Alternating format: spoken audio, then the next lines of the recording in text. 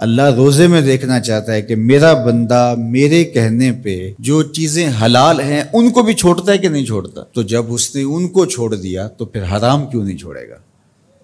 اور جس نے روزے میں حرام بھی نہیں چھوڑا، غیبت بھی نہیں چھوڑی، جھوٹ بھی نہیں چھوڑا، لوگوں کو اذیت دینا بھی نہیں چھوڑا، تلخ رویے بھی ترک نہیں کیے، گالی گلوچ سب و شتم کا مزاج بھی ترک نہیں کیا، لوگوں سے رشوت لینا اور لوگوں کو اذیت دینا بھی ترک نہیں کیا، تو پھر وہ بھوک کاٹ رہا ہے. وہ اللہ کے حکم کی تعمیل نہیں کر رہا ہے، وہ تو کہہ رہا ہے کہ میں تمہارا امتحان لینا چاہتا ہوں، تم حلال بھی چھوڑو گے اور یہ حرام بھی چھوڑنے کے لیے تیار نہیں ہے. تو پھر وہ روزہ ہی نہیں. ہم ہر سال مشق کرتے ہیں، ماہ سیام گزر جاتا ہے، پھر جہاں کھڑے ہوتے ہیں وہیں کھڑے ہوتے ہیں، جبکہ روزہ تو 1 مہینے کی ٹریننگ ہے. 1 مہینے کی ٹریننگ کے بعد ہمارے عیب جھڑ جانے چاہیے، ہمارے گناہ دھل جانے چاہیے، ہمارے اندر کو تقوی کے نور سے مالا مال ہو جانا چاہیے. لیکن ہم نے مشق کی نہیں، ہم کام چور رہے. تو پھر نتیجہ کیا ہوا کہ جہاں کھڑے تھے وہیں رہے. تو روزے کا مقصد اتقاء کو پیدا کرنا ہے، اور ہر وہ کام جو اللہ کی ناراضگی کا ذریعہ ہے اس کو ترک کرنے کا نام تقویٰ ہے. اور اگر کوئی ایسا کام سرزد ہو جائے جو اللہ کی ناراضگی کا سبب اور ذریعہ ہے تو فوراً توبہ کی جائے، رجوع کیا جائے، ایسے امور بجا لائے جائیں جو اللہ کی رضا کا سبب اور ذریعہ بن جائیں. حضور نے ارشاد فرمایا، حضرت معاذ بن جبل رضی اللہ تعالی عنہ سے مروی ہے، اتق اللہ حیث ما کنت، تو جہاں بھی رہے اللہ سے ڈرتا رہے، خلوت میں ہو، جلوت میں ہو، گھر میں ہو، مسجد میں ہو، بازار میں ہو، تنہائی میں ہو، ہجوم میں ہو، جہاں بھی تو رہے اللہ سے ڈرتا رہے. وَأَتْبِعِ السَّيِّئَةَ الْحَسَنَةَ، اور اگر تم سے کبھی کوئی گناہ سرزد ہو جائے تو فوراً نیکی کر، تم ہوا وہ نیکی اس گناہ کو مٹا ڈالے گی.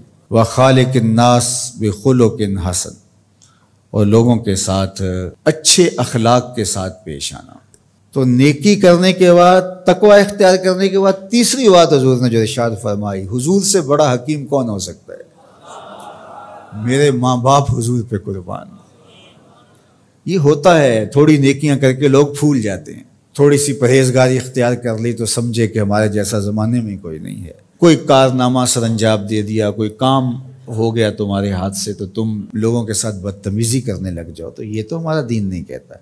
تو فرمایا اتق اللہ حیث ما کنت، جہاں بھی رہے ایک تو اللہ سے ڈرتا رہنا، اور دوسری بات ارشاد فرمائی اتبع السیئۃ الحسنہ، جب تم کوئی برائی کر بیٹھو تو اس کے فوری بعد تم نیکی کرو، تم ہوا وہ مٹا ڈالے گی اس کو. لکھتے لکھتے دھبا لگ جائے تو اس کو ریموو کر دیتے ہیں نا. زندگی میں چلتے چلتے گناہ سرزد ہو جائے تو نیکی سے اس کو ریموو کر دو، تم ہوا مٹا ڈالے گی اس کو. اور پھر تیسری بات فرمائی وَخَالِقِ النَّاسِ بِخُلُقٍ حَسَنٍ، لوگوں سے رویہ اچھا رکھنا، لوگوں کے ساتھ حسن سلوک سے پیش آنا، بدتمیزی کی زندگی نہ گزارنا.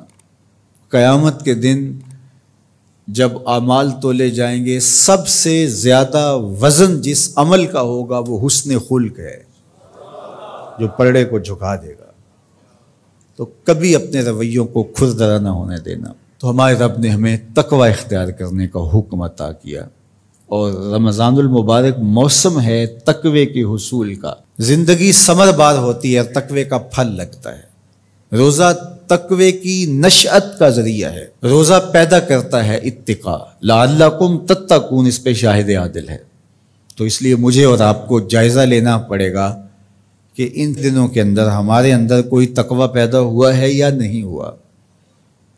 میں اپنا جائزہ لوں اور آپ اپنا اپنے اندر ہی جائزہ لیں. ہم نے بھوک کاٹی ہے، پیاس گوارا کی ہے، رات تراویح بھی پڑھتے ہیں، تو کیا کوئی فرق پڑا؟ کوئی اتقاء کا نور نصیب ہوا؟ اگر نصیب ہوا ہے تو پھر مزید کوشش کیجئے بقیہ دنوں میں مزید نور نصیب ہو اور اتقاء کے اجالے حقیقت میں ہم پالیں. اور اگر وہیں کے وہیں کھڑے ہوئے ہیں، کوئی فرق نہیں سوائے بھوک اور پیاس کاٹنے کے، اور یہ ذہنی تاثر کہ ہم روزہ رکھ رہے ہیں، اس کے علاوہ میں کوئی فرق نہیں ہے، ہمارے باطن میں کوئی تبدیلی نہیں آ رہی، تو پھر ہمیں دیکھنا پڑے گا پیچھے مڑ کے کہ ہمارے روزے بے روح اور بے نور کیوں ہیں، ہمیں اس پر توجہ دینی پڑے گی۔